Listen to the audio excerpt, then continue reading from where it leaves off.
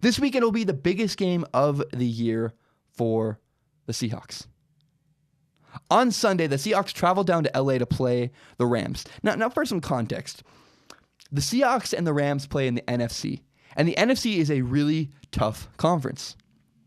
The wildcard race is incredibly competitive. You have the NFC East, where you have the Redskins, the Cowboys, and the Eagles, all teams that are capable of being playoff teams. I think the Eagles are going to win their division, and the two other teams in that division will probably make the playoffs. So like the Cowboys and the Redskins. Not to mention, you have the Buccaneers in the NFC South and the Lions in the NFC North. The NFC is incredibly competitive. It's chock full of tough teams. The Seahawks are going to need to either win the NFC West. Actually, that's the only way they're going to make the playoffs. If the Seahawks don't win the NFC West, they're in trouble.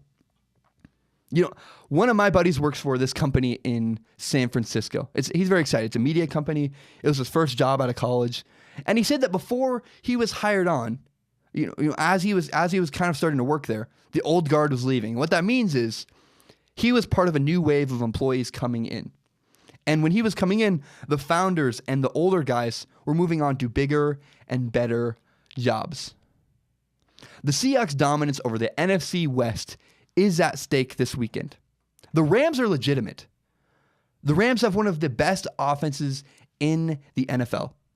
And I have to say, I love the Rams. I love their coach, Sean McVay.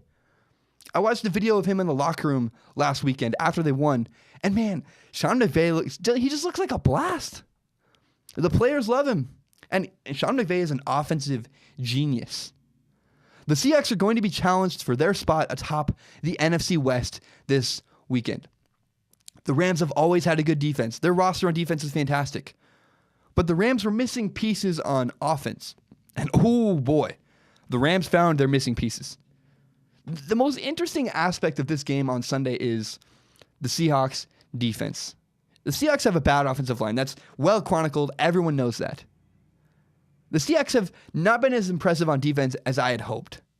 So I cannot wait to see what happens. Will the Rams come in and take their throne? Or will the Seahawks arch their back and hold on to their spot a little longer?